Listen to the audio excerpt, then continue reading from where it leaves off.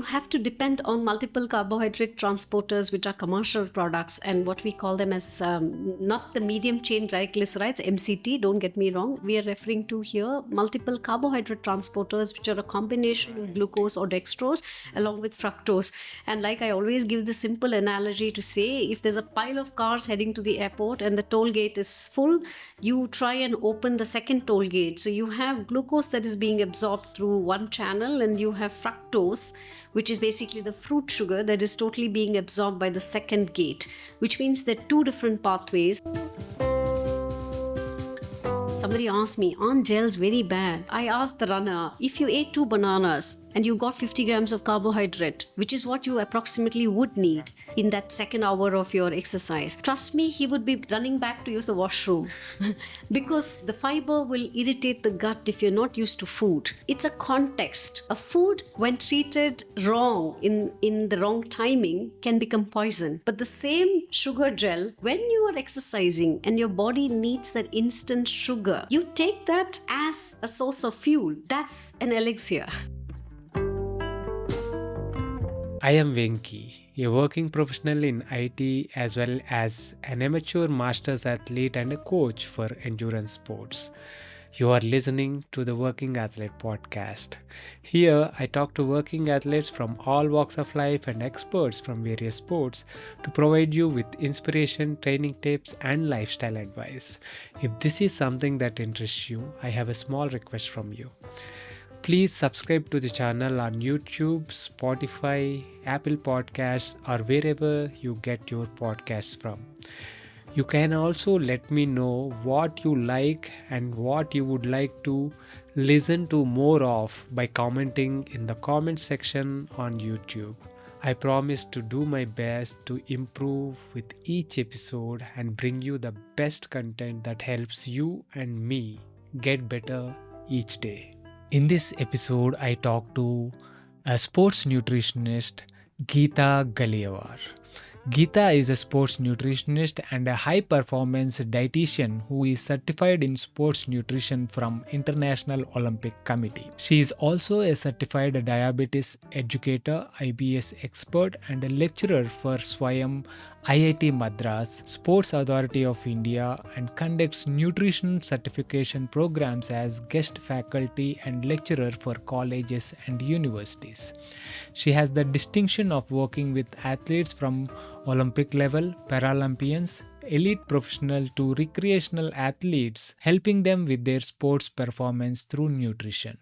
In this episode, we cover various topics related to sports nutrition, including what supplements work, what don't, various misconceptions and myths related to nutrition, what causes cramps, how to avoid them, does fasted training help, how to get heat acclimatized, and a whole lot of other topics. It was a really insightful conversation with an expert with years of experience on the subject of sports nutrition. I got a lot of takeaways from this conversation that I am going to take into the new year. I hope you do too. This episode is brought to you by the Bike Affair. If you are in search of a one-stop destination that caters to all your cycling needs, our today's sponsor, the Bike Affair, is the perfect place to check out. I have known the founders of the Bike Affair, Krish and Gokul, personally for nearly 15 years now. In fact, my first century ride was with Krish back in 2008.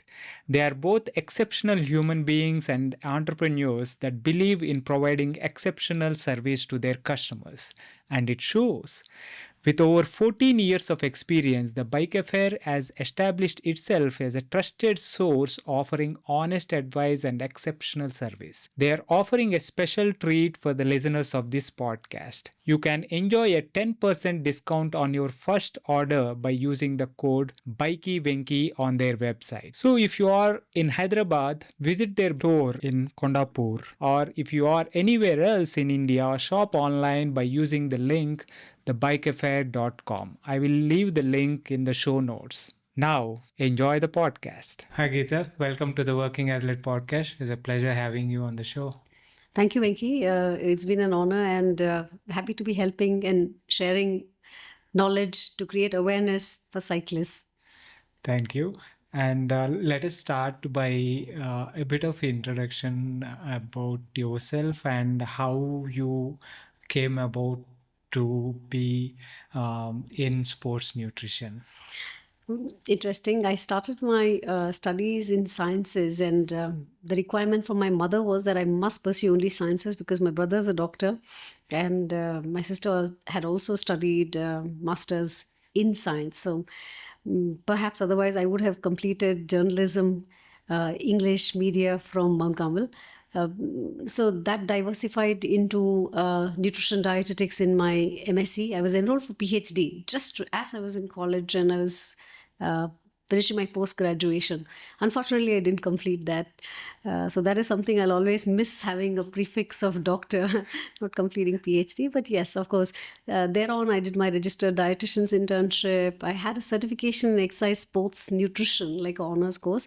But eventually, of course, back then, even 3 lakh rupees was huge amount of money to be enrolled with International Olympic Committee.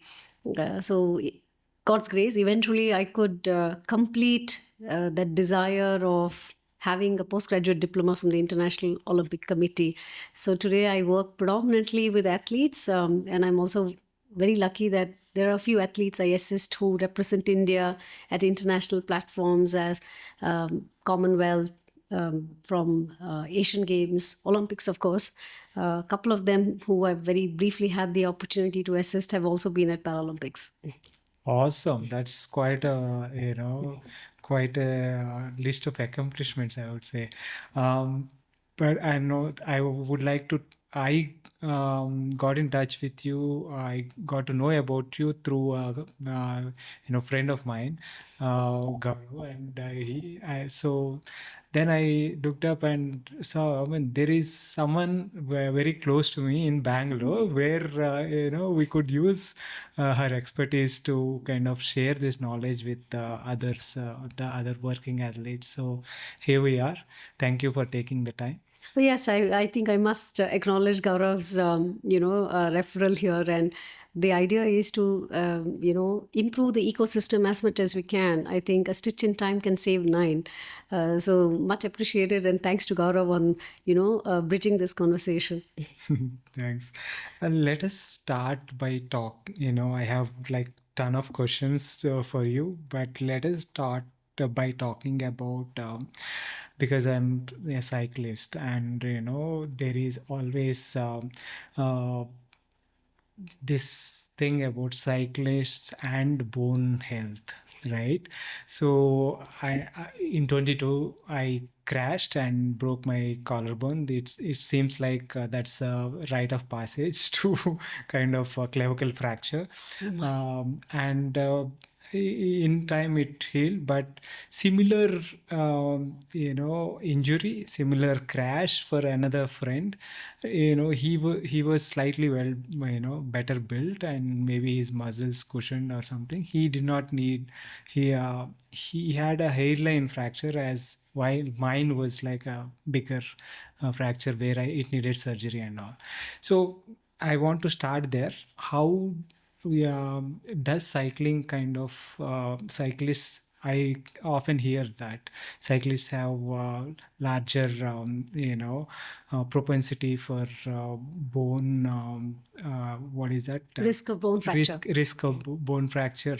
But also, does the bone density kind of reduce because we are not high impact sport and stuff like that? So how do we take care of that aspect? So thanks for starting bang on.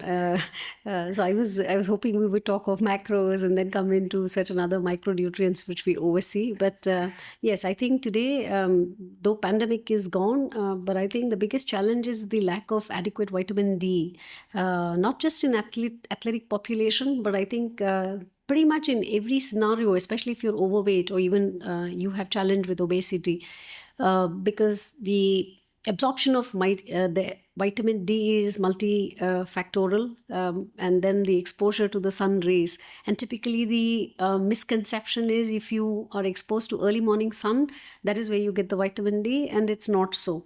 That early morning sun rays can increase serotonin and, align your day and night cycle or the circadian rhythm. But what is needed is the UVB rays exposure between 10 a.m. and 12 noon, when you have the maximum exposure of the naked skin to the sun rays, where you can ideally synthesize vitamin D. And of course, those of them who don't consume enough saturated fats or have cholesterol from the male sexual hormone testosterone that is derived from your saturated fats as cholesterol. And there are many useful reasons why you need to have good fats, including the saturated fats. So vitamin D synthesis occurs at the liver and the kidney. So which means that, unfortunately, if you live in very polluted urban cities as Bangalore, all the more reason that you need to take care. So a lot of clients ask me, hey, why are you pumping us with so many supplements? I mean, can't I just get it naturally from food? So the biggest challenge also is educating athletes and the clients and, the community about what is the adjunct need for taking the right scientific supplement protocol. You don't need to do 60,000 IU sachets. However, even if you do a smaller amount of the dose, what is important is that you need to take it in the right combination. So vitamin D, I know it's a bit lengthy response, but all good. Yeah. the ossification of the bone unfortunately occurs in the prime adolescence and stops when you are a young adult, which means that ideally the playing sport, and today I think there's a lot of emphasis even from the education policy to how we want to incorporate yoga and not just physical fitness. From IIT Madras, where I've been teaching the last few months, and we've done the second cohort recently, the approach is for children to be encouraged to play a sport and play outdoors. So you need the UVB rays, and if you are in a polluted place, the UVB rays are deflected because of the carbon particles of the pollution, which means that the synthesis pretty much cannot occur. Right. One egg yolk gives only 37 IU or 40 IU. So when I tell an athlete or a client, would you be able to eat 25 egg yolks to get 2000 IU vitamin D? I mean, other Per than... day? Yes, absolutely. Wow. And each yolk has 200 mg cholesterol, and the upper limit perhaps is 300 mg cholesterol, because your liver anyway synthesizes over 2000 mg cholesterol a day. So I think, it's not as simple as it appears to be. There are many factors that influence, and vitamin D is a fat-soluble vitamin. Vitamin D itself is needed to be synthesized from cholesterol, but however, you also need to take care of the good fats in the diet, because vitamin D is a fat-soluble vitamin. So if you don't take that little bit of good ghee or good fat as avocados, what happens is there is obviously a lack of absorption. And even with supplement protocol, it's long haul. So if you just take maybe 2000 IU one day, you remember once a month, it's not going to increase your levels, for the reason that maybe the absorption can be 20-30% based on multiple factors, nutrient interaction, and also in some way your gut health and many other aspects. So athletes who are into cycling, one is not going back to your childhood of how your bone ossification could have occurred. And thankfully, we have DEXA, dual X-ray energy absorptometry. It's a gold standard for doing the bone mineral density, or the BMD. But it does expose you to X-ray radiation. So it's not recommended you do it often. Maybe once a year or even more is okay for any individual, just to track. And then based on what your BMD reads, and based on the aggregate or the average that it gives for your age and your race. I mean, it's of course, and also Western technology. So sometimes you have to also correlate. Though Indians have better bone mineral density versus some other races, for some reason maybe we are better at some of these nutrient absorption and optimizing calcium uptake. But cyclists, in some way, if you're beyond that adulthood, you need to also ensure you take care of your weight bearing exercise, because that directly impacts bone weight. I think that's one of the challenge. I also know a lot of runners who think that my coach has just told me I've got too many miles to cover, so perhaps I don't need to strength train. And strength training is, of course, heavy weightlifting, but one does not necessarily have to do only strength training. What's important is that even a simple weight bearing exercise your own body, weight as lunges and squats and skippings and pull-ups, push-ups, even running for that matter, sprinting is also in some way a weight-bearing exercise. So if you could do that in continuum of what you train, in training periodization or training schedule that we call, if you obviously had a distance running or you done a long cycling ride as 200 kilometers, obviously you cannot strength train because you are going to be fatigued. So that optimal recovery also is important. So one is adapting to strength training. And like I always give this unsolicited advice to one and all, routinely do your blood parameter. I think that's very important. Serum calcium, in my opinion, is not a very valid blood test because calcium in the blood can be influenced by calcitonin and parathormone. There are two hormones. Like any mother who's carrying a baby, the absorption of calcium from the gut to the reabsorption of calcium from the bone is homeostasis, is always maintained. Whether the mother gets enough calcium in her diet or not, the baby will be born with bones at the cost of the mother's calcium from the bone store. At 1% of calcium what's circulating in the blood, which is absolutely needed for your muscle contraction, for your blood to clot, and many other, enzymatic reactions. But most of it is in the teeth and, your bones. So weight-bearing exercise, taking care of your blood parameter, and addressing by the right scientific supplement protocol, not underdoing it, not overdoing it. I think that in many ways for cyclists can be the way forward to preempt these bone fractures. Right. So when you say blood parameters, what are the things that we need to kind of take care of? That's an ocean. I'm not a medico.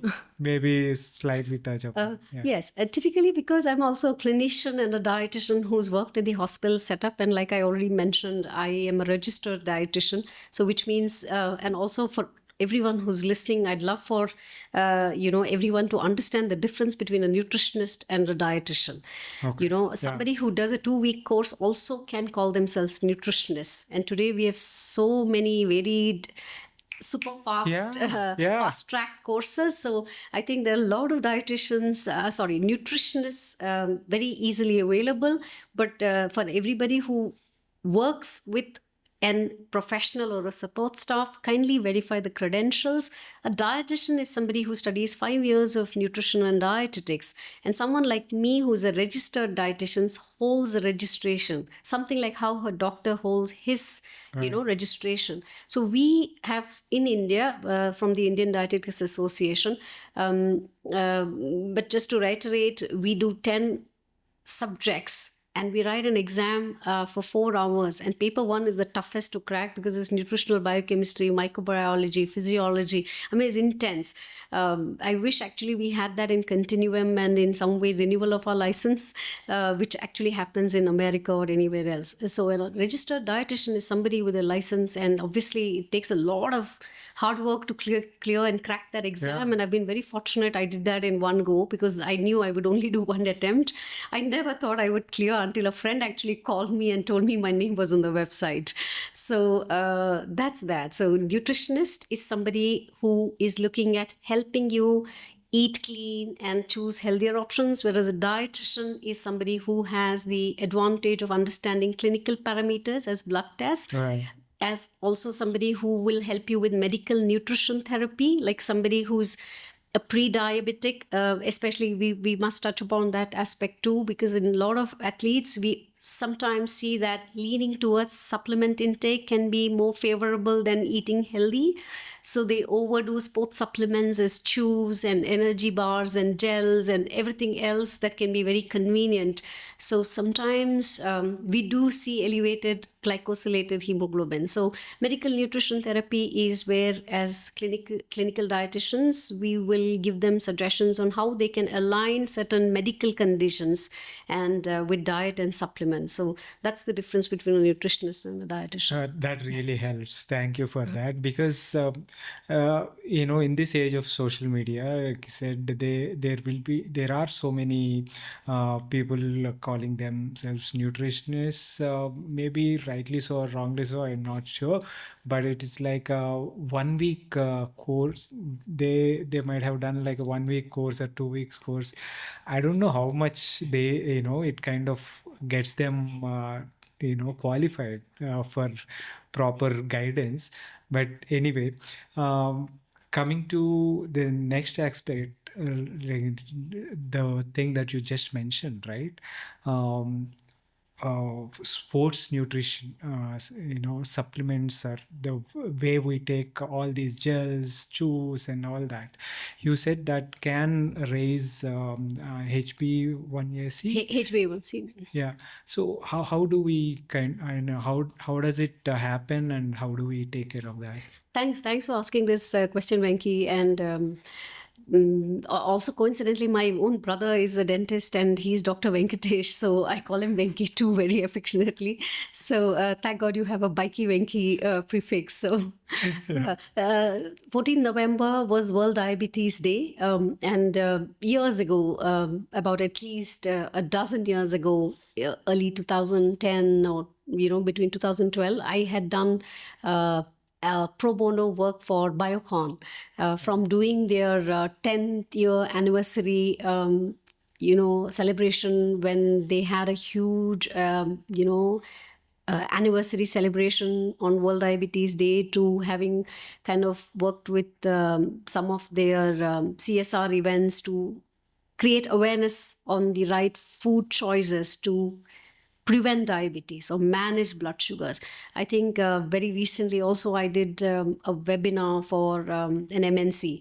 So I think this in continuum as, employee wellness to creating awareness. Glycosylated hemoglobin is not fasting blood sugar, meaning that what you eat previous night, if you had an indulgent evening, you probably went out and ate a lot of sweets and a lot of fast digesting sugars and what we call as high GI. And many athletes or clients sometimes get alarmed and they'd be like, oh my dear God, my fasting blood sugar is high. Am I diabetic? No, you're not. And also genetically, you may be predisposed to the risk of getting diabetes, particularly if you're male, right? You carry that genes directly from your mother, whereas ladies can be carriers between the recessive and dominant genes. Having said that, one is the genetic predisposition, and another most important aspect that influences that gene as metamorphosing to whether you will be diabetic or not is epigenetics, how your genes react to your lifestyle and food. Right. So if an athlete is already overweight, and I've been very lucky that I've worked with a bunch of clients and athletes who picked up cycling, running, or fitness as just to align their lifestyle, to be healthier, to lose weight. And today they're so passionate that they can go to any length to attain, achieving either an international marathon, or because sports is expensive. A Morton gel is expensive. From Morton, Hammer, I think I've been very lucky, Hi-Fi, Science and Sport, name it. I have clients who purchase some of these and they're not available easily in India. Right. Yeah. So to respond to your question on how can athletes, cyclists, or anybody who's into fitness take care to prevent diabetes, especially dependent on your family history, which can be the determining factor. One is to be able to eat healthy based on our culture, to ensure you consume balanced meals, particularly protein. A lot of studies have suggested that Indians lack protein, and for some reason I think as a race we are predisposed to also getting diabetes. So pre-diabetes is where your blood sugars are slightly higher, and fasting blood sugar is not a parameter to go by. The gold standard here will be to look at the last 100 days of blood sugar, which is attached to hemoglobin, and that's why it's called glycosylated hemoglobin. So that is a more clear data to say, what is the pattern of your blood sugars reading. Right. Okay, so one odd day you go out and eat with friends. I mean, I also know the other extreme. who are very diligent and follow the guideline to the T. But once they fall off the bandwagon, then they're gone with thin air. So that is futile. So you need to kind of in some way keep it practical. Like I always say, stay on the other side of 50%. Whatever you do, if you enjoy a drink or go out with a friend or you want to eat that sweet, as long as you exercise, you burn those calories, take care of your nutritional deficiencies, because in pre-diabetes, again, vitamin D is one of the biggest roles, from omega-3 to multiple nutrients that can help you combat or keep your nutritional status optimal. Vitamin D can really influence your blood glucose. Right. Yeah. So, and of course, exercising, the way you would eat, like gel. Somebody asked me, aren't gels very bad? So I asked the runner, if you ate 2 bananas and you got 50 grams of carbohydrate, which is what you approximately would need in that, second hour of your exercise, trust me, he would be running back to use the washroom because the fiber will irritate the gut if you're not used to food. Right. So it's a context. A food, when treated wrong in the wrong timing, can become poison. But the same sugar gel, even if you pay 20 times more, you could just eat 3-4 candies, and that's also just as simple as from glucose, glucon D. Like you get those palm jaggery candies in Tamil Nadu, and which is nothing but sugar, right? I mean, so you pop in that, and that's also pretty much a very similar approach. But when you are exercising and your body needs that instant sugar, you take that as a source of fuel. That's an elixir, which means that it's a context how you approach it. So I believe that sports supplements and sugar, when an athlete is burning that calorie after 1.5 hours of intense exercise and your body needs an instant fuel, consume it then, and avoid processed foods, highly refined or high GI meals outside of your training time, because the way the cells absorb these nutrients during exercise or immediately after exercise is very different. Because if you ate that idli sambar from the fast food, which I see a lot of our athletes do, they do a long run and then they're eating something very as easily available as idli dosa. But the way the body will respond to that carbohydrate, which is fast digesting immediately after an exercise, is more to refuel your liver glycogen or even the food that you have just burnt. True. So it's not going to be, an excess of calories where it could become adipose tissue or fat. So I think that way, cyclists, if they just ensure to time their food around their exercise and just be very aware and cognizant of, okay, today is not my exercise day, which typically, unfortunately, everybody assumes that a non-training day is an indulgence day. Right. Okay? Because all the party, the going out, the eating out, the ordering in happens on the days that they do not train. So when they train, perhaps they're more methodical and more disciplined. But I think that unnecessary indulgence and going overboard sometimes is the concern, because that's also the time the body will respond to certain nutrients differently. So like I give an example, if you perhaps ate a samosa and maybe it's 200-300 calories, if you did a half-hour walk 2 times at least, because we are not looking at energy expenditure in a lab setting. We're just looking at people just going out for a walk, and maybe there is chit-chatting and, you are socializing. So what you could burn the 200 calories perhaps would be over 45 minutes of walk. If you at least do, half hour walk, that'll be 2 days of exercise for you. So I think, it's not a straightforward answer, but I'm sorry. No, but it makes sense, right? It's a timing. The fast absorbing carbs and gels and all these, stuff during exercise, and rest of the time during and immediately after, but rest of the time maintain good balanced diet with lots of fiber, whole foods, and not processed food. Mainly home cooking, which is really coming down these days. Yeah, it makes sense, right? Home cooking makes a lot of difference because we know what exactly is going into the food, right? On that note, I think I'd like to also highlight to everybody who'll tune in and listen. I think sunflower oil, a lot of processed food contains palm oil. Now, that's another big challenge of the type of fats you use. Omega-6 fats are pro-inflammatory. So, and it's not about eating that, Lace chips. Sorry, I don't mean to drop names, but any chips for that matter, even from a street hawker where you have these, fast food kind of chips being fried in that oil. Any fat that's heated to very high temperature, though sunflower oil is the best oil for higher smoke point, but you get the same nutritional value by using, say, ghee or coconut oil. Not coconut oil is not everybody's, appeasing to their taste buds or their palate.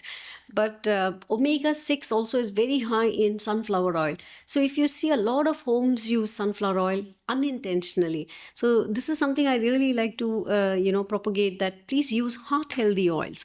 Look at MUFA or heart healthy oils as kachi gani or the cold pressed varieties. And I'm sure in Andhra Pradesh and Tamil Nadu too, now everywhere, of course, they're commercially available. The cold pressed till oil, mustard oil. Of course, the sesame oil also is very good in sesame. The rice bran oil has oryzanol. So there are some heart healthy important aspects which can lower cholesterol. So look at some of these healthier oils over the use of sunflower oil, because a lot of commercial products contain sunflower oil, palm oil.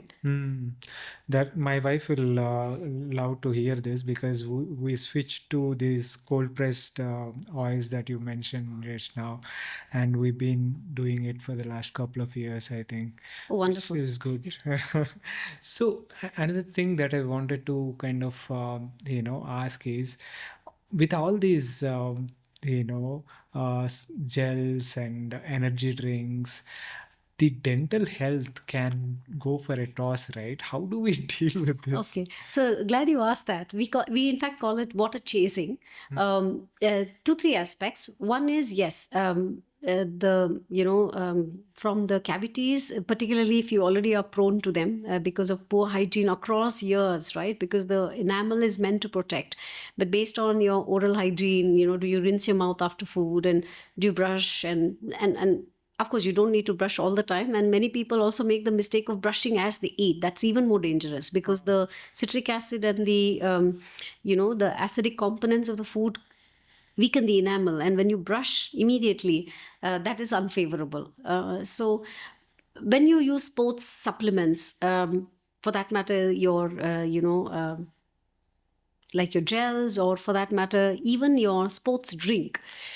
Yeah, they're just sugars, right? Right. Yeah. And also phosphoric acid. Yeah. Like the sports drink has phosphoric acid, so that corrodes the enamel. So 2 things to do is, if you consume a sports drink or a gel, whenever possible, like I say, water chasing. Water chasing is after you take anything sweet, drink with water. Or after, like, you complete any meal, always kind of use your, bits of either salads, vegetable, or cheese, or anything salty in the end, because the salt prevents the growth of bacteria. Right. So typically you could do that in meals where you don't have the opportunity to rinse your mouth. I think rinsing mouth is something I also forget most times after eating. But of course you could then, like I say, eat something, as a salad, vegetable, just last few bits of that, or something salty that can kind of leave a salty residue in the mouth. Water chasing, if you use sports supplements, particularly sports drink, because it has phosphoric acid. So that can preempt or prevent, cavities. That, yeah, I mean, having some plain water along with after the energy drink would help, I guess, there. Or anything salty. Okay. If there's flavor fatigue, because I know you're also an endurance athlete, at a point when I know that my clients can afford the best of the sports supplements, but sometimes they may have enough in their hydration kit, but at a point when the throat is parched and they're unable to take anything more, particularly when they're bonking and towards the last fag end, it's a complicated one. So to avoid that kind of a fatigue response, also sometimes nuts are not a source of protein. nuts are not a source of carbohydrate. Nuts and amino acids, proteins are not needed during exercise, just to clarify. But this is just to prevent a flavor fatigue where you can pop in one or two salty pistas or anything that is salty. Even the amla, right? You get the salted variety. Yeah. Okay, so sodium can also kind of be very refreshing when you are doing multiple gels, because you need to hit 2-3 gels based on the combinations of multiple carbohydrate transporters. Because if you're doing like, I would definitely like to I think touch upon those aspects. If we do by the second hour, we know we want to hit 60 grams, and if you're a cyclist, you can even hit by the third hour 120 grams of carbohydrate. Because my Olympics director, Professor Asker, is also a cyclist who does Tour de France, and at least I know that from all the anglicized or the Western guidelines, these guys are doing 120 grams per hour, or even some of them are talking about even like 140 grams and all, like the triathletes at the Olympics and all these guys. And like, how do one take care of that? So there you have to depend on multiple carbohydrate transporters, which are commercial products, and what we call them as not the medium chain triglycerides, MCT, don't get me wrong. We are referring to here multiple carbohydrate transporters, which are a combination of glucose or dextrose along with fructose. And like I always give the simple analogy to say, if there's a pile of cars heading to the airport and the toll gate is full, you try and open the second toll gate. So you have glucose that is being absorbed through one channel, and you have fructose, which is basically the fruit sugar that is totally being absorbed by the second gate, which means there are two different pathways, and ideally it's a combination of 1:1, or if we're doing about 90-100, they say 2:1, 1:1.8 or 0.8. So the combination can vary based on the product and the duration of the intensity that you want to do. Okay. So 2:1. So 2 times glucose, 1 time fructose. Nice. Ideally, they say 1:1. 1:0.08 also, because most commercial products have that. One aspect is glucose or dextrose, and one will be the fructose or the fruit sugar, so that you can optimize the uptake, because the gut can only absorb about 30 grams in the given half hour.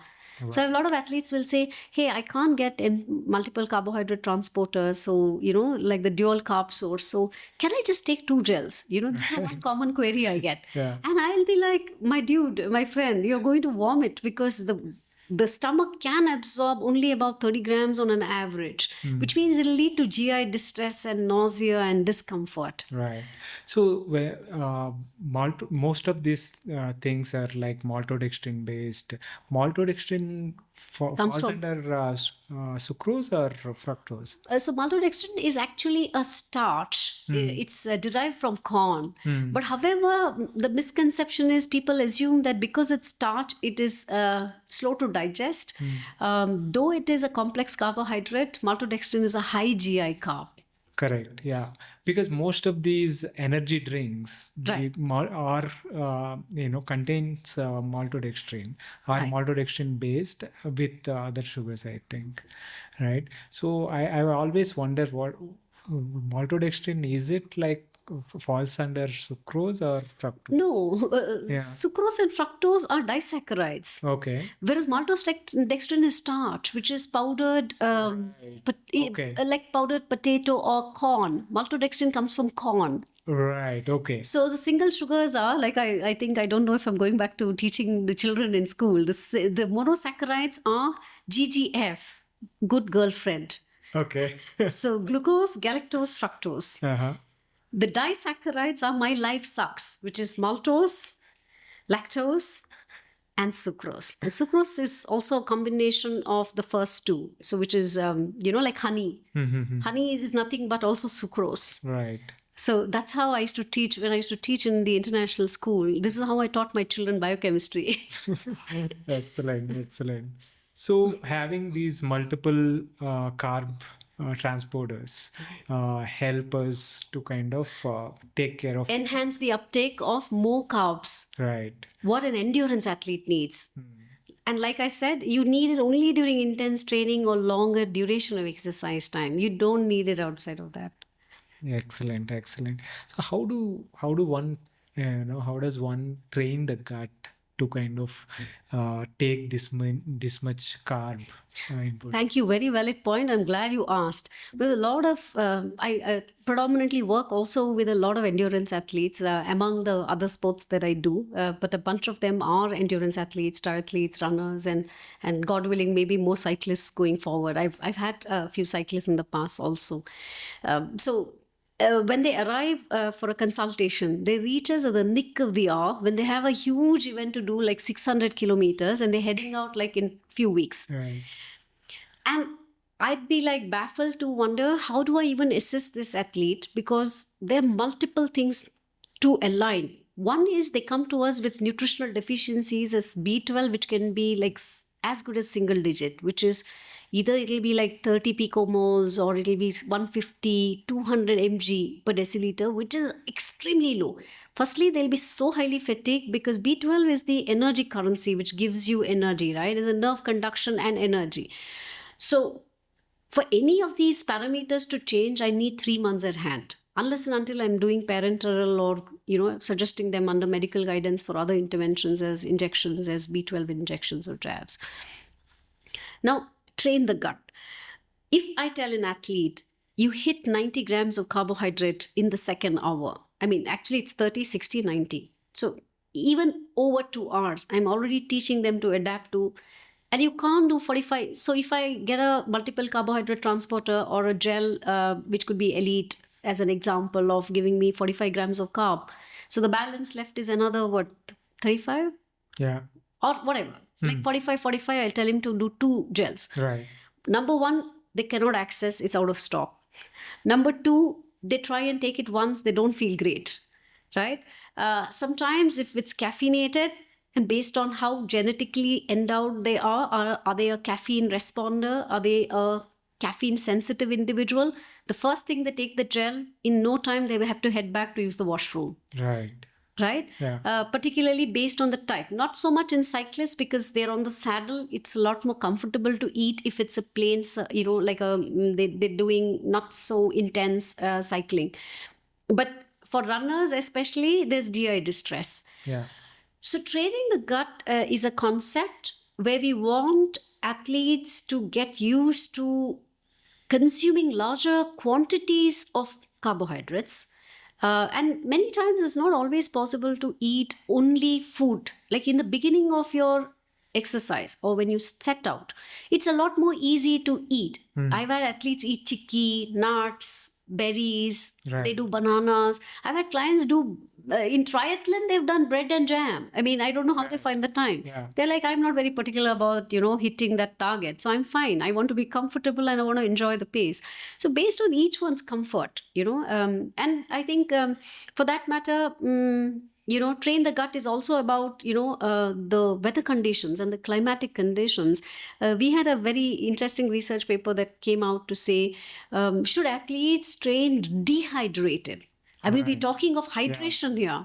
But there was a paper which actually said if athletes train to exercise dehydrated and acclimate, their body responds differently to perceived exertion. Wow. Which means that you're pushing your limits. And I think the mind and the body is very fascinating, right? Yeah, absolutely. Yeah. It's the way you kind of sync and tune and psych yourself. So train the gut is about helping you adapt to these suggestions.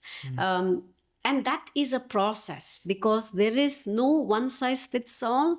There is obviously a response to every setting. You may take 2 gels one day and feel very, very uncomfortable. But the coming week for your endurance training, you may do even 3 gels of, say, 21 or 20 odd grams of carbs across, say, 20 odd minutes. Right. And you may be perfectly all right. Right? So I think every training day perhaps may span out to be different. I hope you agree with what I'm saying, right? It does. So it's Based on the intensity, duration, and all that, you can if you are doing more intense workout, you tend to consume and you tend to need more, and you can use that opportunity to train the gut to to you consume those quantities. True. And also the longer rides and stuff like that, when you are doing like 6-hour rides and stuff, you would need to, put in more. True. Carbohydrate loading, that's what we say. And as per our recent the conferences, the webinars we attend from Olympic professors, our scientists. So I think for endurance athletes, I think carb loading is also very overlooked aspect. A lot of clients think wake up at 3 in the morning, midnight, and then eat extra. That's not carbohydrate loading. Carbohydrate loading today, I mean, you don't need to do 7 days, 5 days of carb loading, which was the previous practice. Today, what is needed is you just need to be a little more meticulous on what and type of carbs that you would eat 2 days prior to your main, distance run or your endurance activity as cycling.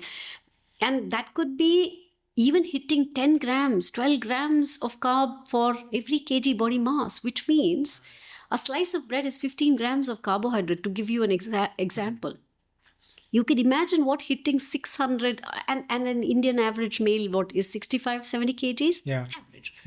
So 70 kgs into 10 grams of carb is 700 grams of carbohydrate. Yeah. And you can't do that overnight. So which means you need to spread it over 2 days. And you need to eat, I think the mistake that athletes do is they try and do this midnight prior to the day of the event, which means that already you are a ball of nerves, you are quite anxious, you've not slept all night.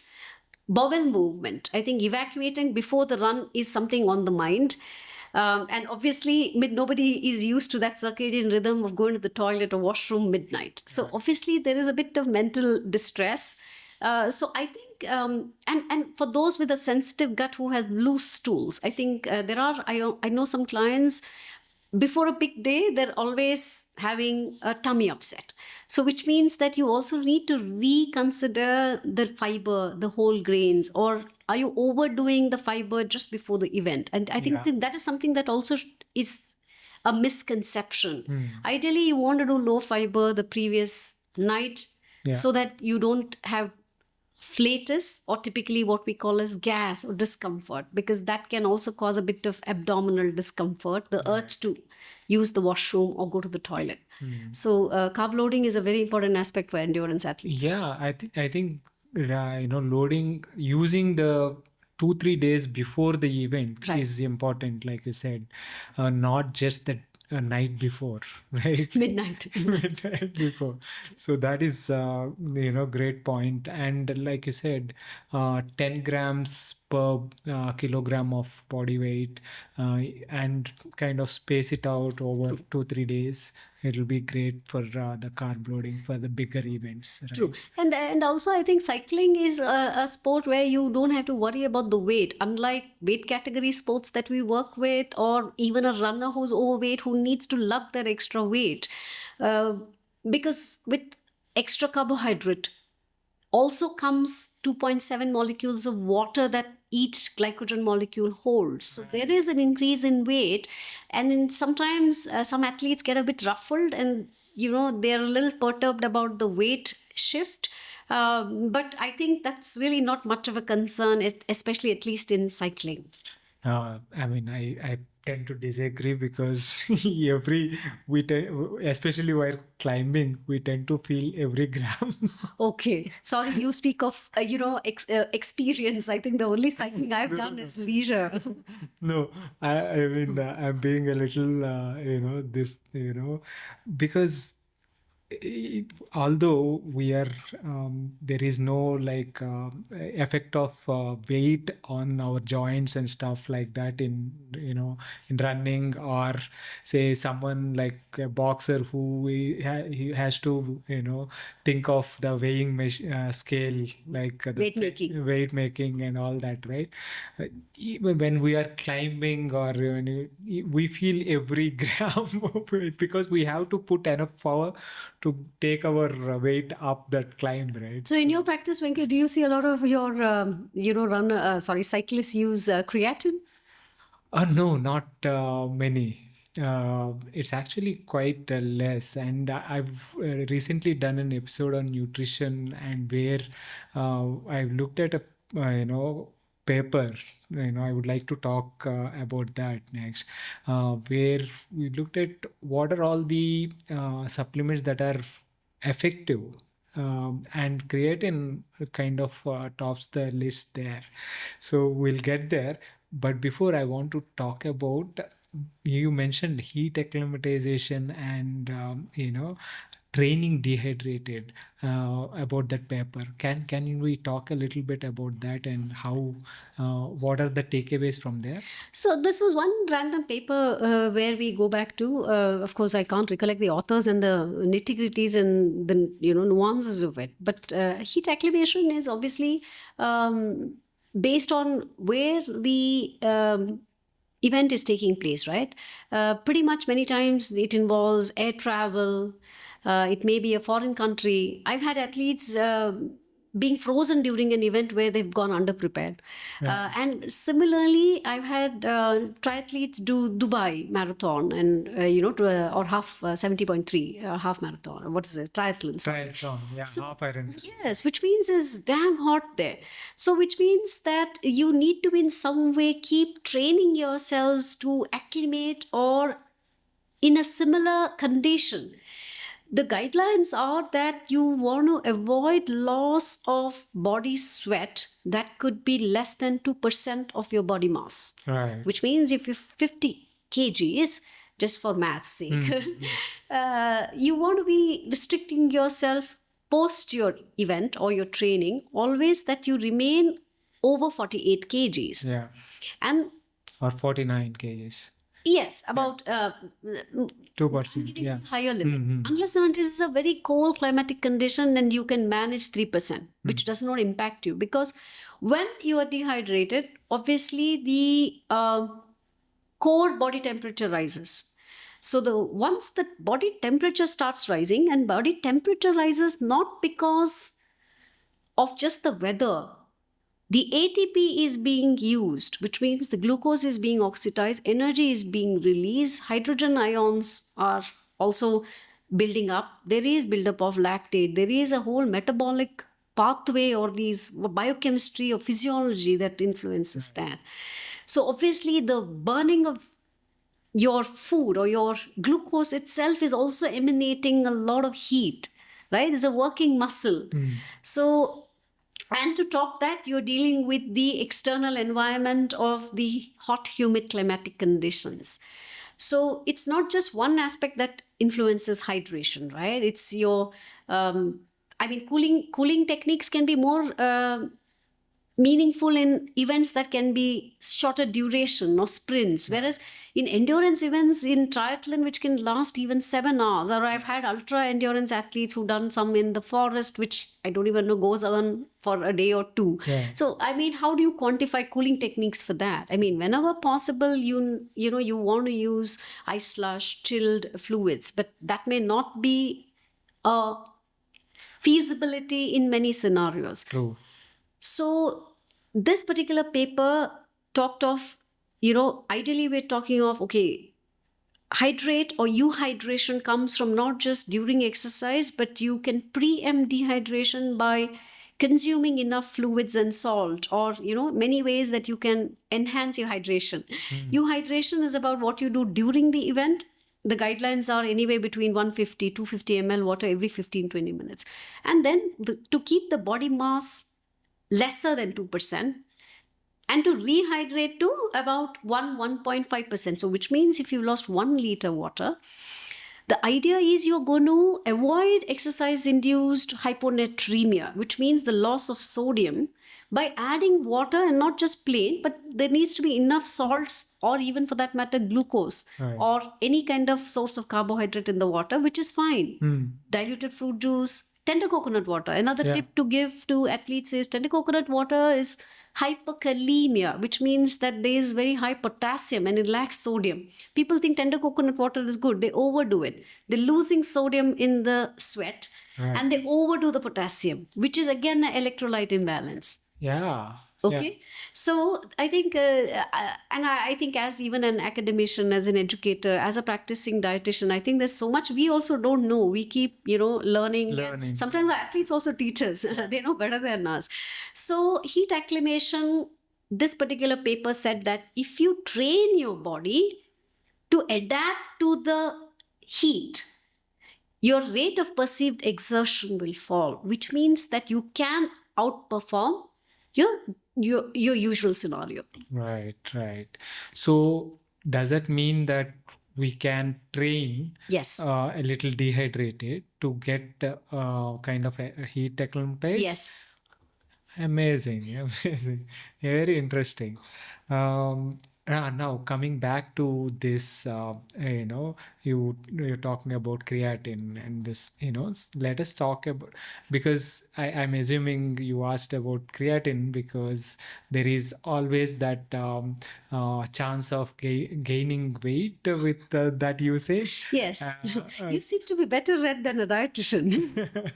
No, I mean, because I was doing these solo episodes on the nutrition a few weeks back. I read a few papers and did a bit of research.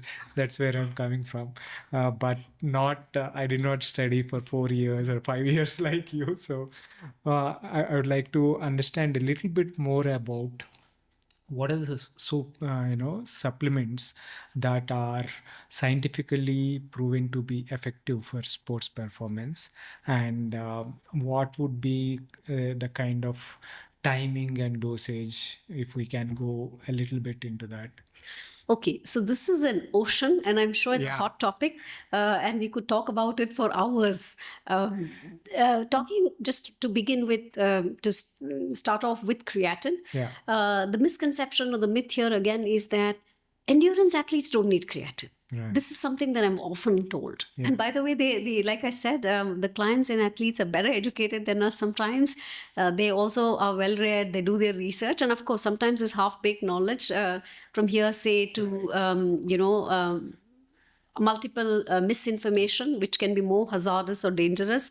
There is also another sect and clan who are quite eloquent and well read and can actually give us also some chase. But like I said, the first aspect always is, oh, no, because I don't strength train, I'm an endurance athlete, and, I have a lot of miles, my load is, always high. So the coaches told me, no, I don't need it. So I think there's a lot of, the way it's construed to, or rather misconstrued, right? Because there are contradictory opinions and suggestions. So because also coach is on the pedestal, and with due respect, I understand that. Right. But as practicing dietitians and their support team, when we offer this, we know for the fact now that dozens and dozens of scientific papers that have done work on the the outcomes of creatine use. Creatine monohydrate is the best absorbable form. You don't need much. You don't need to creatine load. Even a small amount of creatine taken, in a sustained protocol, can improve cyclists, improve their the intensity of their cycling, right? Yeah. Because creatine by itself, if you see, is like hitting a jackpot. If somebody won 1 crore rupees, I mean, at least I wouldn't be consulting anymore. So creatine is something as that, where the energy that you really have to work very hard to get that ATP, whereas creatine phosphate, what it does is it instantly says, hey guys, relax, just take mine. It just donates its molecule, and the ATP can regenerate the phosphate. So that's the whole crux of how creatine works to give energy. So one is the energy aspect, and the misconception that it's only used for sprints, because it lasts anywhere between 3-10 seconds max. Right. So even in a team sports setting as football, cricket, or anything, hockey, or anywhere where it involves a lot of sprint action or a lot of running around and you need bursts of energy, we know that creatine can improve that. And to clarify, endurance athletes can use creatine. It's one of the most evidence-based supplement. If you see, it's like I always give the example of the IOC consensus statement, or the AIS, which is Australian Institute of Sports, who've been the pioneers in looking at some evidence-based group A list, be it the caffeine, creatine, beta-alanine, sodium bicarbonate, the nitrates, which is beetroot juice, whey isolates, sports supplements, micronutrient deficiency addressing supplements, which can be medicinal grade or foundational basic nutrients as your vitamin D, iron, B12, probiotics, and so on. So these are very, very useful when used correctly. So creatine is an antioxidant, can enhance recovery, can even help increase energy, of course, in sprint actions. Definitely, creatine is more than just that immediate energy, right? Because we have a lot of data of creatine use in cognition and rehabilitation, which means that just by using creatine, we know that your You mental become ability. sharper. Yes. Yeah. Yes. At least it works, seems to be working in my favor. I have been on it for a bit now. I don't do much. Many days I forget. But I think it's important to understand that it's a sustained use, take long term. And the timing is also important. The misconception again is people are hitting the gym and you just take like one scoop and then, drink some water and you think you're all energized. But that is really not the right way to consume, right? And 20 grams, you need to load it, say, for 5 days. I think these are all very outdated, bygone protocols. So we don't need that kind of approach. And like I said already, if we're doing caffeine, I mean, that's now at a point when WADA had banned it. And even now, I think, if I'm not mistaken, even in professional competitive athletes, more than 10 mg per kg body mass is not what you want to be found in your blood. But however, 10 mg is a lot, because we know that even 1 or 2 mg per kg body mass can kind of be a central nervous system stimulant. So if you could do even very small amount, considering also how much caffeine can you handle in a day, are you caffeine immune? Meaning that, are you a chronic caffeine drinker? Like, I know my clients will drink 3-4 cups of caffeine, and then they drink 1 cup even after bedtime, and then they can sleep all night. And then I have another athlete, you give them coffee at like before a competition, not coffee, I mean a caffeine gel or caffeine gums, capsules. There are many ways to consume these sports supplements. You give them and caffeinate them. They finish the race and they're all wide awake past midnight. And then we need to look at intervention on how to induce sleep for these kind of caffeine slow metabolizers. So though we know that there's a blanket evidence-based conclusive data for some of these supplements which are an absolute yes, like with endurance athletes, we even know sodium bicarbonate, but which is nothing but baking soda or cooking soda, right? What we used to use in the fast food and in our times, they would make it in weather as this in Bangalore when it's raining and you want the idlis to be fluffy, you add cooking soda and your idlis just fluff up. And maybe it's a case for eating more cakes. Just kidding. We need 20 grams of it. If an athlete needs to look at buffering the hydrogen ions, which builds up when the ATP is being broken down. Right. So lactic acid or lactate, basically lactate is the byproduct when the glucose is being broken down. So lactate then combines with hydrogen and becomes lactic acid. So that's the whole, I think, biochemistry. And if you slow down your intensity and relax a bit, that's when the lactic acid goes back to the liver through Cori cycle and gets converted back to glucose. So mixing the intensity in some way can kind of calm down that built up lactic acid. But then, yes, there are other ways to do that by adding beta-alanine, which is far more comfortable to use as a buffering agent, which prevents the buildup of lactate. But sodium bicarb has a challenge for endurance athletes. Again, like train the gut, you need to consume about 20-21 grams, which is like huge, over a tablespoon, which is over 4 teaspoons. And you need to consume 1 liter of water over 1 to 2 hours. So even if you're a beach bum, and just imagine yourself being in the sea, you take 1 or 2 gulps of sea water. I don't know how appetizing that sounds, but if you imagine just drinking 1 liter water of that. So the process of getting used to that is a bit cumbersome, may cause a lot of nausea, vomiting, GI distress. So they seem to be a kind of protocol where there are gels that kind of come with sodium bicarbonate capsules are available. Right. But Venki, to hit 21 grams, you will be freaking consuming like 20 capsules or more. I don't even know what the dosage would be, because a capsule could give you a very minuscule amount. Correct. So you'd be lumping something as half dozen capsules at a given time.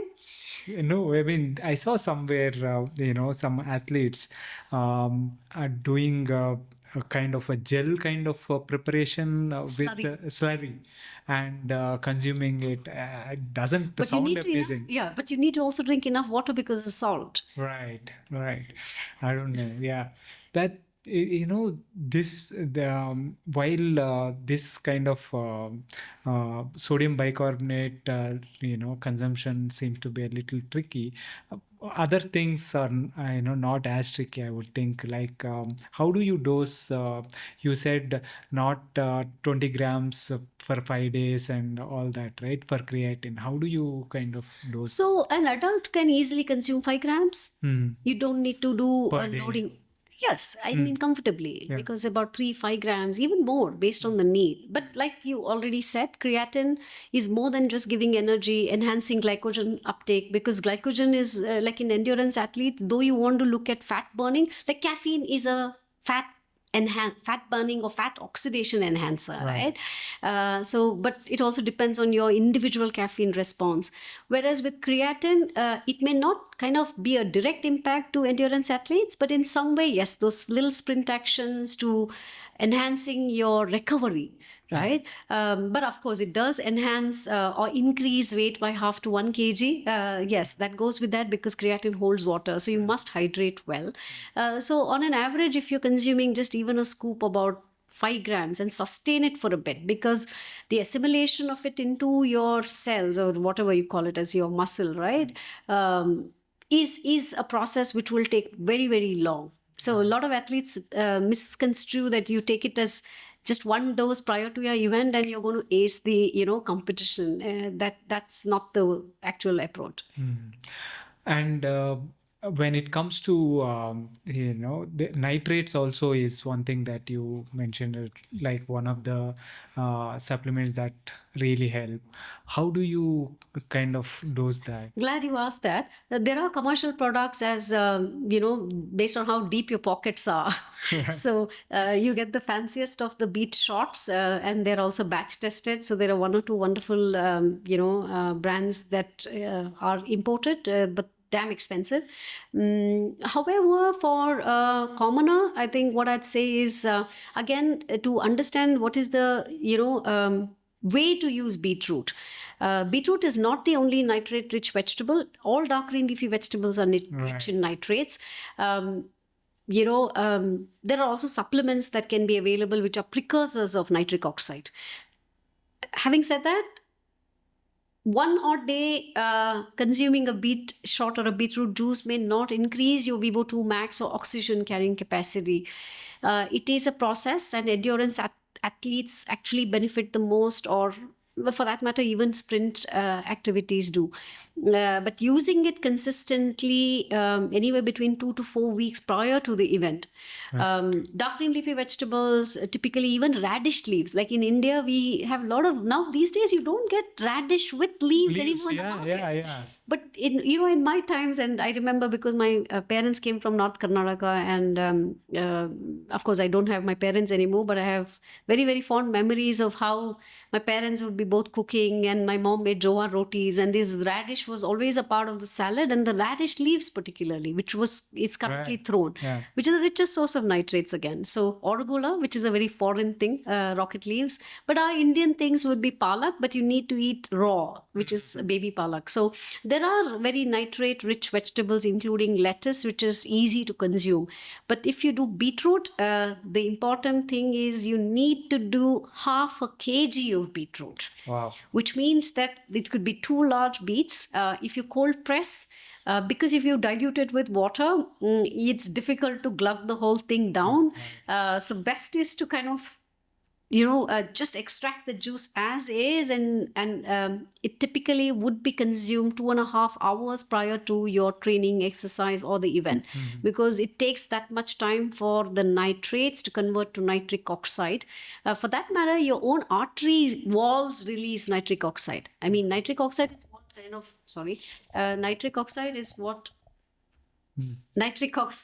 what actually enlarges the lumen of the artery walls, and that's like saying the toll gates just opened up and broadened their width. So which means that the ability of the blood to flow with ease is that much more. So that's how the oxygen carrying capacity is improved.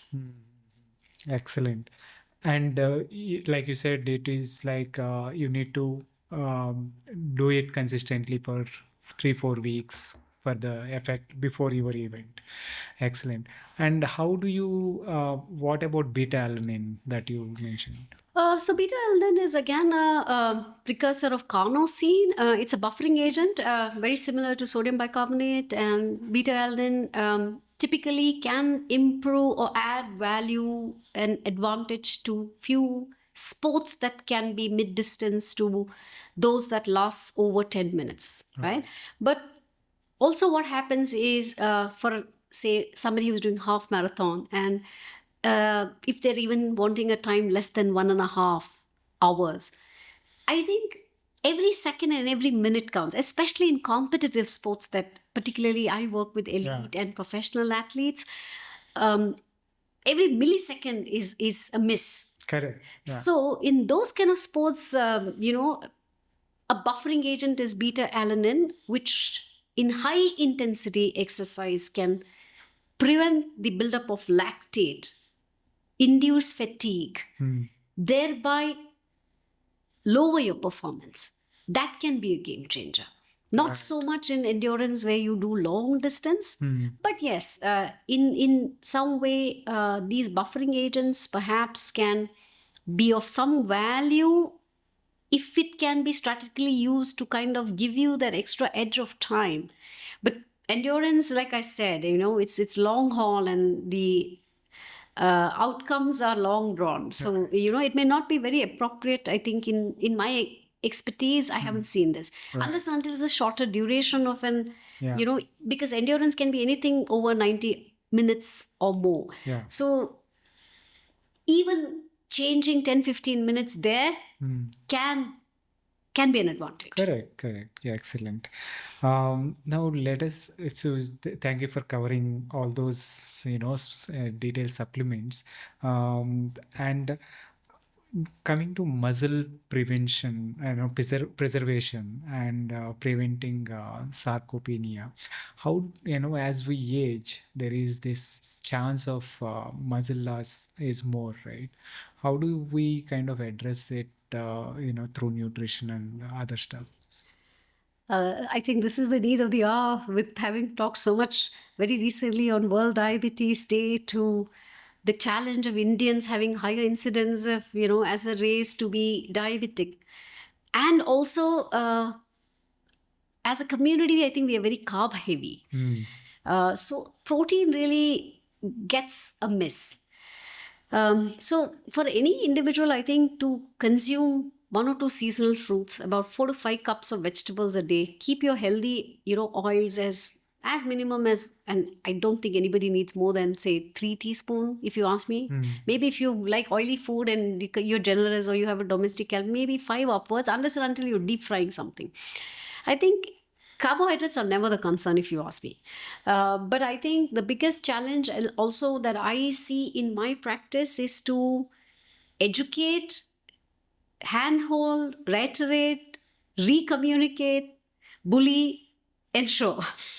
Unfortunately, these are my occupational hazards. So sarcopenia is the loss of muscle mass as you age, which you aptly said. And that's inevitable, right? The metabolic rate, and in some way the muscle mass is related to the metabolic rate. Very, very difficult. Like I have clients who'll come and say, hey, look, I'm into bodybuilding, I'm gymming, and I just want the muscle to go up, but not the fat. So that's a very interesting, I wish, there was an equation to just get only that bit correct. Right. Because when you need surplus of calorie for muscle building, the fat invariably will also shift. Correct. And slightly towards the higher end. One is to be able to do weight-bearing exercise to enhance your muscle mass. And in correlation to that, as a fuel and support of your food to improve the protein intake to enhance muscle mass. That is kind of a bit complicated. At least, one can exercise, but to sustain planned, meal where you are not looking at just that 2 eggs you eat. I have clients who will say, I don't like eggs. I ate it once a week. And of course, there are also these youngsters who eat 6 eggs at a given shot, but that's a different thing altogether. But the consistency of the protein, we have had studies which was recently done to break this, suggestion, the scientific studies which said that you need 30 grams, which is basically 0.4 gram per kg body mass of protein in each meal, which roughly is about 30 odd grams. Trust me, I don't know. I mean, I don't know if you practice non-veg meal or, consume non-vegetarian choices, but for the vegetarians, the challenge we have in hitting that target, right? Because if, say, you're 75, 80 kgs, we have men who come to us who are easily that much. Now, for an 80 kg guy, if you see the Western community, they say 3 gram per kg body mass of protein. Yeah. Freaking, I don't even know what is the math for that, because it is, 240 grams? Yeah. 240 grams of not calories, mind you, we're talking of protein here.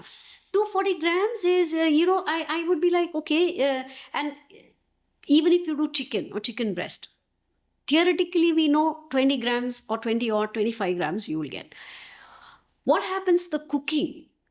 Do you denature the protein? Do you fry it, deep fry it? Is your egg totally burnt in that oil and your fried egg is no longer, it's fried enough, it's so crispy and the protein is denatured, right? The bioavailability of it falls. Yeah. And what is your status of your gut health? How much are you absorbing? That's totally alien. The concept of what is your protein consumption to also by the research articles or when we attend these scientific forums, we know that only 2 grams of what you perhaps consume can actually be assimilated into the muscle. Right. Okay. So it's not just doing 30 grams of protein into 4 meals.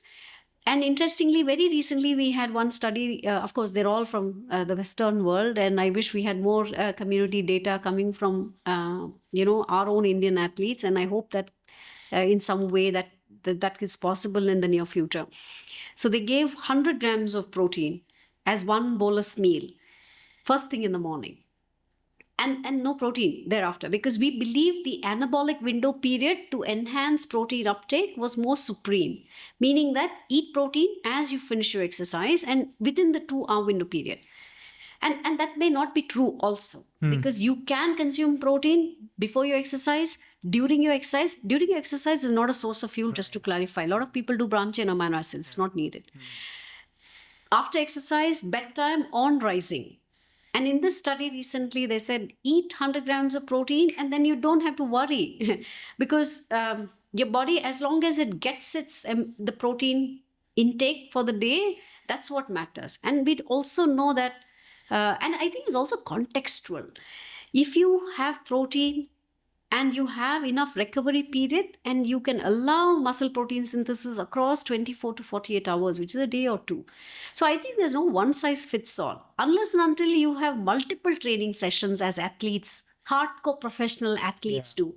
They train 3 hours in the morning, they have a midday session, they have strength and conditioning, they have a gym, then they're training in the evening.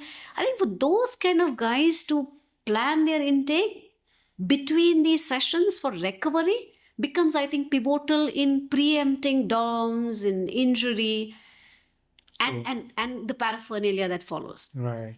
So, is my understanding correct that it doesn't matter if you break down your consumption between 3-4 meals Absolutely. or one meal? Yes. See, scientific papers are fancy. I think we need to take it with a pinch of salt and also look at the context on how we can keep it practical and realistic to our scenario. One lab evaluation to say that this athlete could do that, just as to produce this scientific paper, is very different from what could actually happen for you and me. Right. Like, I'm a small eater. I know, though I'm a foodie, and with my current food intolerances, I have multiple challenges. So which means that, trust me, I would never be able to eat any protein source that could give me 100 gram, which would probably be a kg of chicken. Right. Good for you if you're a man who can actually eat that kind of a meal. I mean, there are big eaters who can comfortably hit that kind of macros. But what if you are a small eater, you have a sluggish metabolism, you can only sleep after eating a large meal as that. Right. You may not be able to train thereafter. Yeah, I have yeah. athletes who cannot do non-veg before training. Because they're like, ma'am, I just cannot work out after that. Yeah. It feel heavy or kind of a Like, bit sluggish and stuff. Yes, Yeah. in Tour de France, or I can't remember now where I read this. To hit their macros, these guys are eating steak first thing in the morning, because then you get your next meal only at, when you have a pit stop, right? Trust me, can you even think of an Indian doing steak before a marathon run? I mean, of course, not the context. Marathon, you want to carb load. Yeah. But I mean, even if they're cyclists and they're looking at steak and something, right? So, whereas for us, we say avoid high fat before workout. Eat easy to digest meals. I mean, even for cycling, I would think, having steak and then starting, I would find it really. No, but trust me, Yeah. I've read this paper. I mean, or a blog. I can't remember now. And this is one of those, long cycling events. That's crazy. But also, I think it's a very cultural thing, and also your lifestyle. When I say lifestyle, I mean your food habits as a tradition, what you've grown up eating. Like I said, even if the study said eat 100 grams of protein in one meal, I don't think I'll be able to, personally, I speak for myself. Yeah. I will not be able to digest that or be comfortable eating that. So I rather have small bits, Yeah. right? So I think we need to break it down and dissect it, and kind of the takeaway should be what is suitable for you. Right. And how can you tweak that to keep it more realistic for you? Also, I mean, I don't know, I don't remember where, but the ability for your body to absorb the protein and make it bioavailable is also the numbers that I kind of tend to remember is like 20 grams per meal. More than something that, like 30 into 4. Okay. 3 to 4 meals. Okay. Yeah, makes sense. So you're saying that enough protein and then a bit of weight training to kind of maintain muscle mass and build muscle mass. Yes, absolutely. And that correlates also to metabolism, right? Your metabolic rate, which falls every decade by 1 or 2%. So in some way, if you strength train, it's going to keep your metabolic rate higher. Nice, excellent. And you talked about small eaters and big eaters and men, right? So let us talk about differences between men and their nutrition. Glad you asked, because today we have a lot of emphasis on female athletes, and a lot of pioneering scientists and a lot of research papers, coming out on menstrual cycle, the hormone change. When is the optimal time to strength train? Because after ovulation and the luteal phase is when women can kind of optimize the energy. Also, men are testosterone driven, which is the male sexual hormone or the anabolic hormone. Whereas because females have changing hormones, but nonetheless, we know that because females oxidize more fat, they're actually better at endurance. Nice, yeah.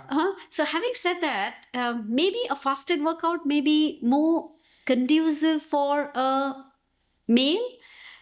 Maybe because with the overnight fast, if the liver glycogen is low and if they are into training beyond, say, 1 hour and they're endurance athletes, the fat oxidation can be enhanced. Whereas even from Dr. Stacy, and we know from her work that she's been doing on female athletes, her recommendation is that female athletes should avoid fasted workouts. Nice. Okay, because they're due to their physiology, they just can unnecessarily increase cortisol or the stress hormone, and that may not be favorable. So yes, I think there are changes. The dietary guidelines are different for females with emerging scientific data, though very rudimentary and nothing concrete yet. But we know that the changes of the strength or power to train, though we know that repeatedly the improvement is seen after ovulation in the luteal phase. But they say that some of the initial work said that the difference is so minuscule that it is not really substantial. Right. But yes, we know that because of the menstruation, the loss of iron, particularly in runners, because it's foot strike hemolysis, right? So to ensure that they take care of their B12 and their iron, particularly if you're menstruating and if you lose a lot of iron in blood, that can be an hindrance. And for that matter, even males, if they're runners and if there is an impact sport as badminton or any kind of sport, there is a foot strike hemolysis. Typically, you will see bilirubin, which is a marker in the blood, and many of them will get alarmed to say, hey, is my liver enzymes, and in some way is there a correlation, what's going on? But actually it's just the body's way of coping with elevated bilirubin, which is actually, in jaundice you see the yellow pigment, Right, that's yeah, bilirubin. yeah. So it's nothing alarming, but Foot it's more strike hemolysis. hemolysis. What is that? Because it's an impact sport and you keep you land your foot with a lot of effort or with force, Right. the RBCs rupture, red blood cells. Oh, okay. So there's loss of RBCs or Right. so Okay. those guys can have low iron called anemia. That could be iron deficiency anemia. If there's no B12, it could be pernicious anemia. They're always tired, and that's why we need to correlate the iron parameters. And bilirubin is more an antioxidant or just one of those, because of foot strike hemolysis, but it's nothing alarming. You need to address some other aspects too. Right. Okay. Okay. And talking of fasted training, you just mentioned that women, they are not advised to train fasted. But is it okay for men, or how is it? Is it like advantageous? If so, how? If not, Okay. no. So to clarify again, men can do fasted workouts, but again, having said that, I think it's also dependent on each one's constitution. Right. Because if a person is somebody who's used to performing better after consuming a meal, they actually can sustain an intense workout. Right. Because we know that a low amount of liver glycogen can actually thwart your ability to do high intensity workout. Yeah. All right. Or for that matter, endurance workout. True. True. Okay. But yes, the belief, at least the older belief, was that if you can go into fat oxidation faster in some way that can switch. See, there's no switch. When I say switch, I mean there's no switch, because at all given time, the biochemistry pathway is in a way that there is creatine phosphate, which you can also kind of make on your own, right? But you can't do it in larger amounts. Creatine is available only in non-veg foods. So that's why you need a supplement to optimize the levels. Yeah. Or your basic glycogen, which is based on, if it's high intensity, it can be anaerobic, which means your oxygen is less and you're gasping for air.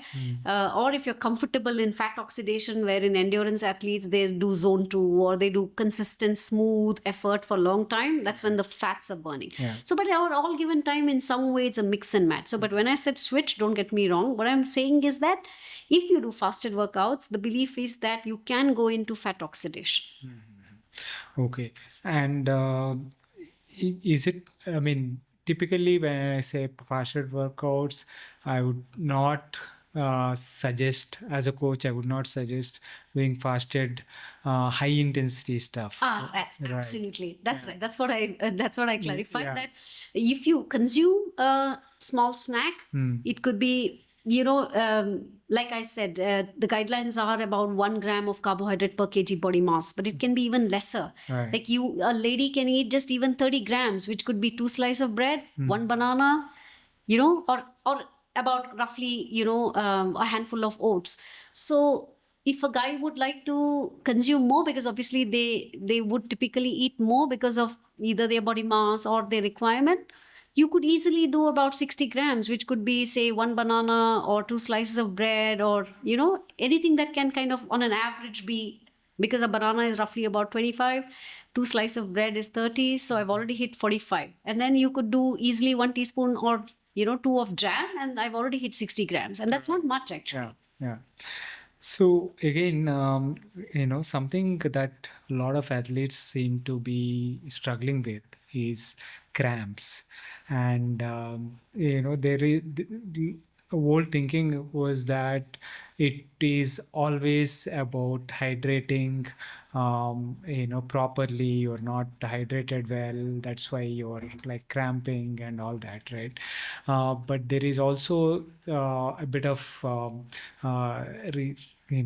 thought process saying, it is due to muscle fatigue that you tend to cramp up. And uh, how much of this is due to hydration or fatigue, muscle fatigue, and more importantly, how does one make sure that is not suffering from cramps and making their areas go down the drain?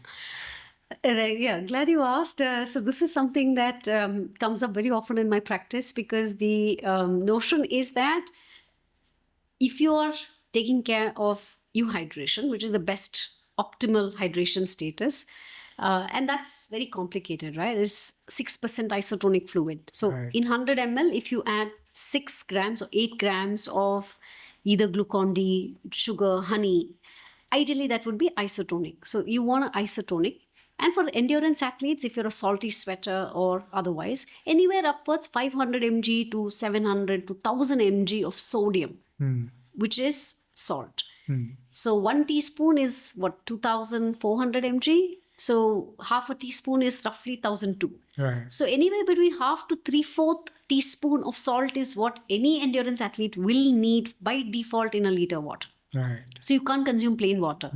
Otherwise, you'll lead to dilution of body fluids, because you're losing salts in sweat. And to top it, you're consuming plain water during exercise, after exercise. So this is a thumb rule. Correct. All right.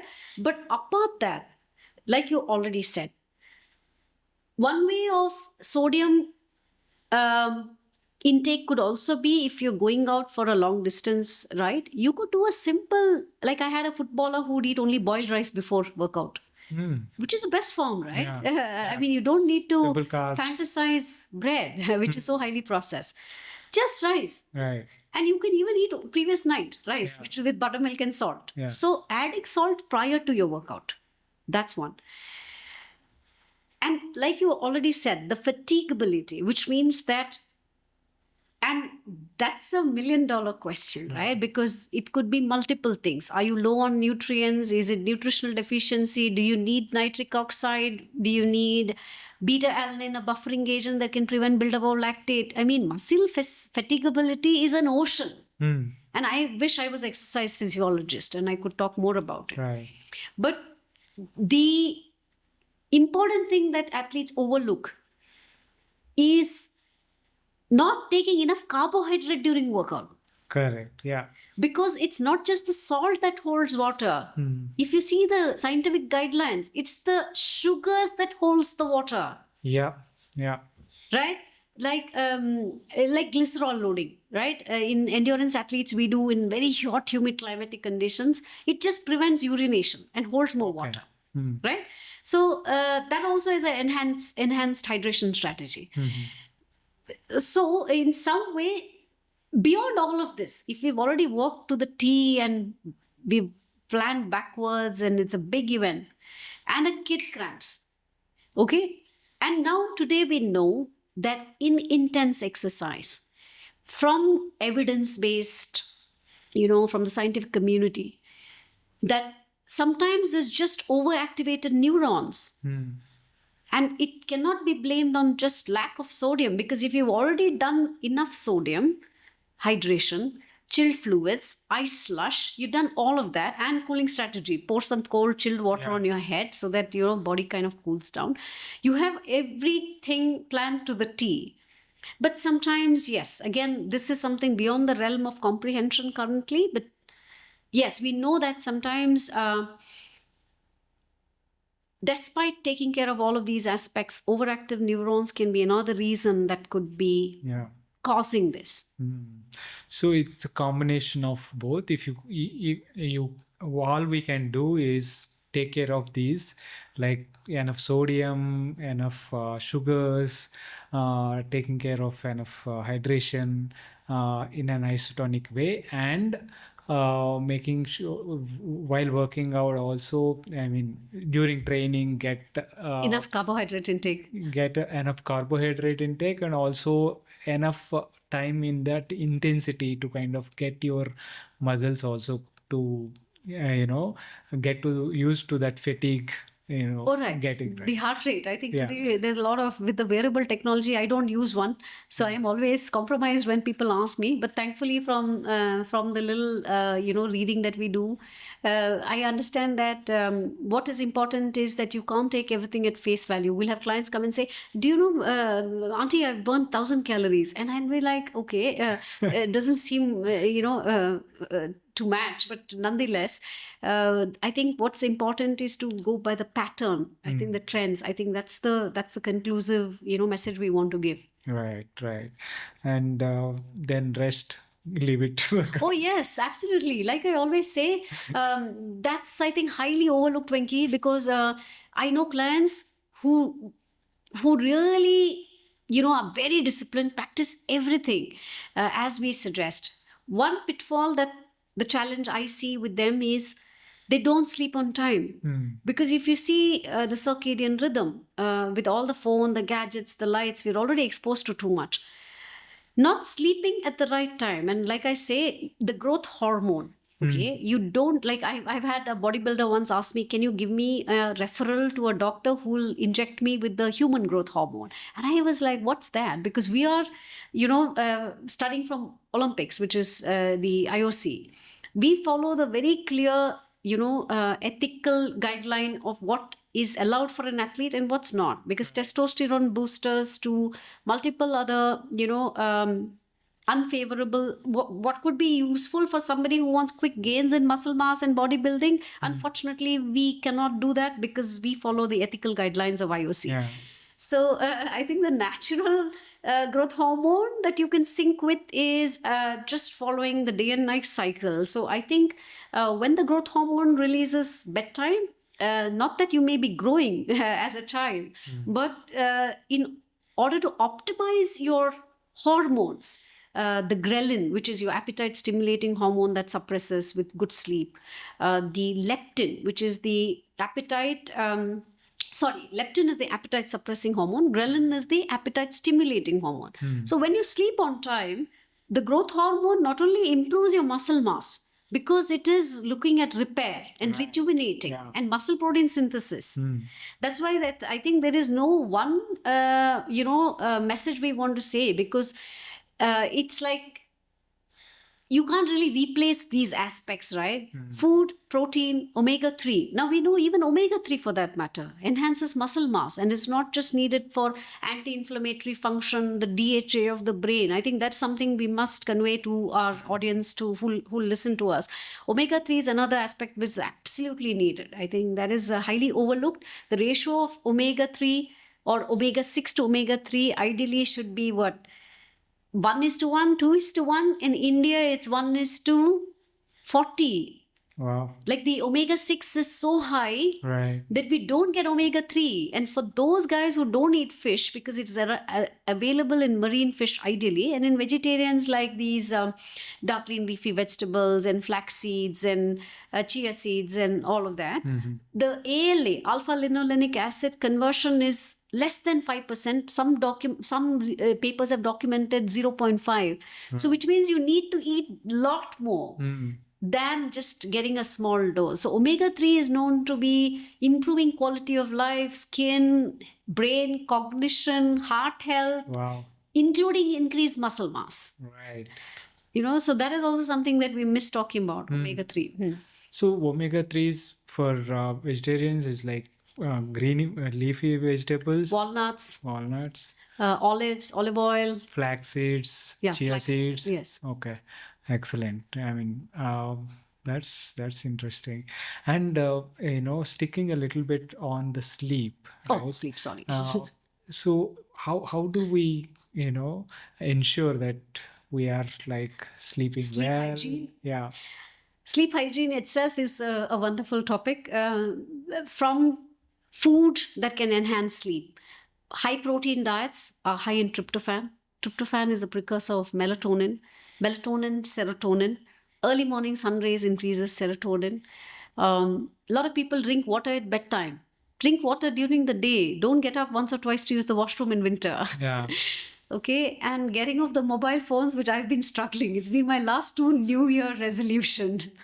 And now that we're entering 2025, I hope finally I can accomplish. And I have an alarm that goes off at 8 in the night. And I would love, actually, when my phone goes into black and white mode, I mean, it switches into sleep mode. Right. But because I'm a consultant now, and for me, it's quite volatile, and I spend a lot of time on the mobile, though my mobile goes into dark mode, which is basically takes off the color. Yeah. But because we are in an urban dwelling, we have the light settings, street lights. I mean, there's light everywhere. And there are occasional times I love watching TV, and though we don't have a connection, but whatever is available, I skim through. So I think sleep hygiene is eating enough protein for tryptophan, enough carbohydrates for, who knew? Carbohydrates enhance serotonin. So your oats, your banana, and gut health, that's something we didn't even talk of. Right. Banana, oats are excellent even as prebiotics to improve the good bacteria and add value to the microbiome or the bacteria in the gut, right? Because 90% of the serotonin is absorbed from the gut. Yeah. And that is what improves sleep. So that is something we can talk non-stop on sleep hygiene and how to improve sleep. Foods as tart cherry. A lot of research has been done on tart cherry juice for some reason. But tart cherry is available in India. It's a summer fruit. So tart cherry, walnuts increase melatonin. Getting off the mobile phone, right? The whatever the radiation or the light itself can kind of change your brain. So one thing I could tell athletes or clients who are listening is, the audience who's listening is, maybe just switch your mobile to that black and white mode, that could help because it changes or lessens the color exposure. Right, and that in some way can improve sleep quality. Dimming the light, having a warm water bath. I think there's so much that sleep hygiene. We should do a special episode on that. Oh, itself. absolutely. Yeah. Sorry that we've covered so much today. Yeah. There's so much to say. Yeah, but yeah, we can when you could spare more time, we could do specific topic wise episodes later. But it is. There are so many things to talk about in terms of nutrition, and we can go on and on.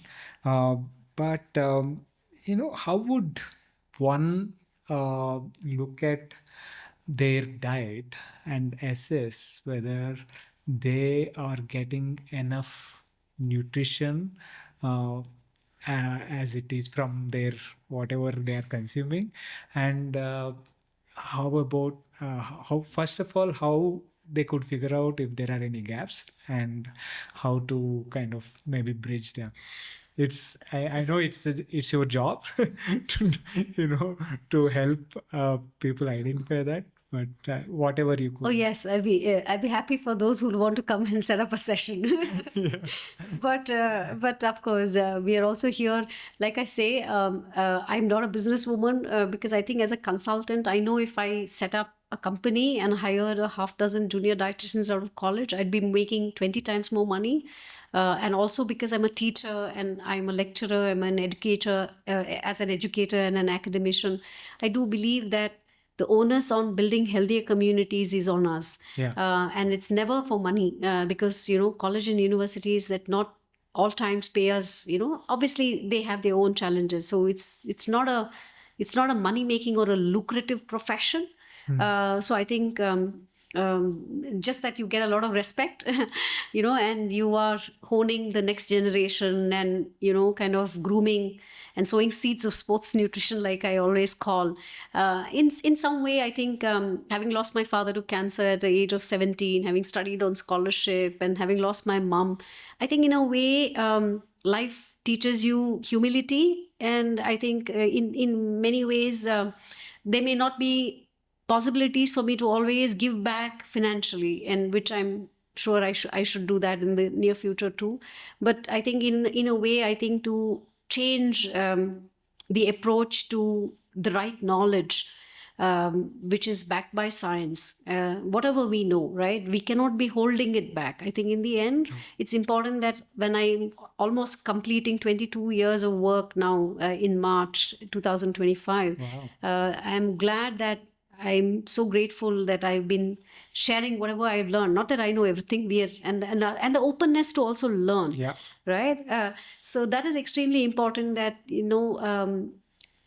to be humble, to say I don't know everything, to be open to hear the other person's perspective, and upskilling and giving back. I think that's very important. And having said that, as an educator, I'll be more than happy to say that, like I already mentioned, look at your meal in a way which is holistic. Look at seasonal fruits, vegetables, like already called out, a couple of fruits daily, whatever is in season. You don't need anything expensive. You don't need blueberries.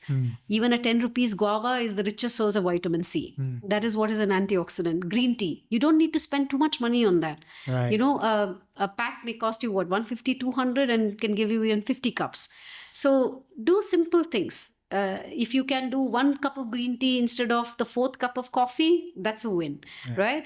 Like I said, carbs are never the concern, but the guidelines are ensure half your intake of your grains should be whole grain. Meaning, if you eat white rice as pongal in the morning, or idli dosa, which is perhaps not made from millets or any other whole grain, ensure that at least in lunch you're looking at, ragi, millets, bajra, whatever is traditional. Right. And of course, for those who enjoy the quinoa, please, I have no qualms.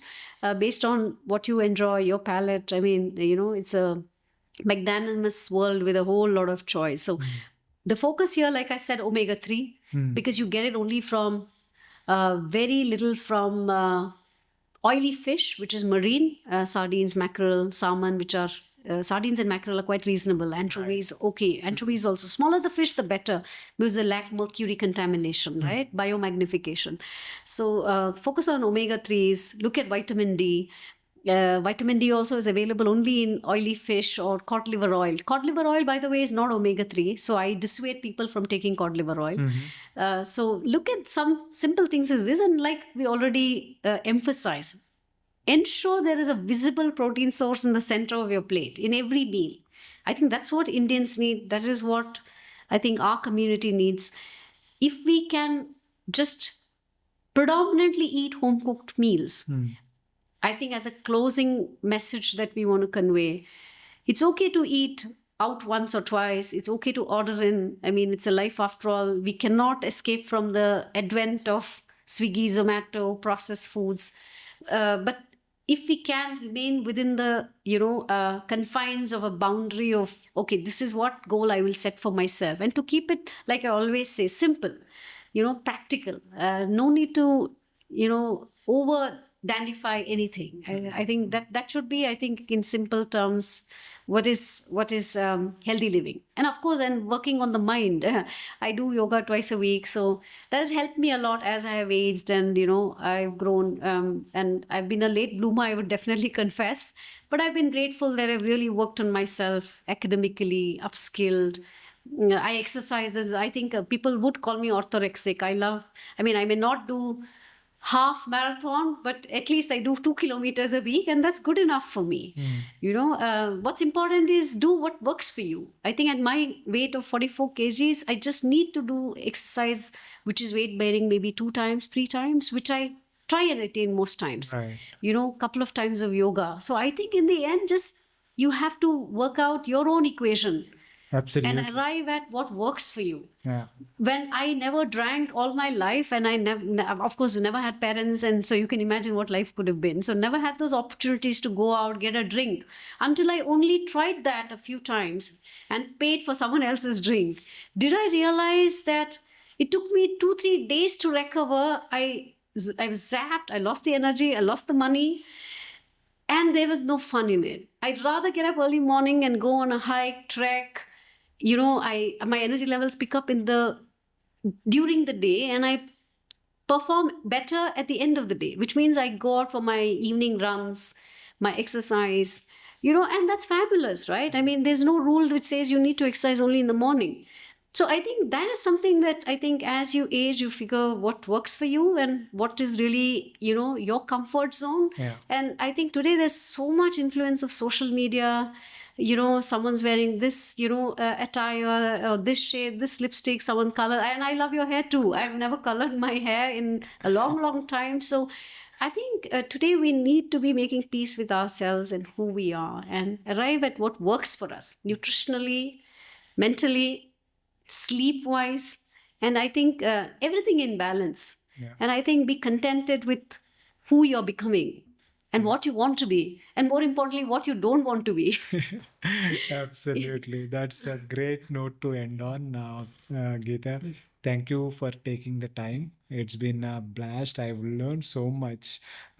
We have covered so much, but we also have so much to cover.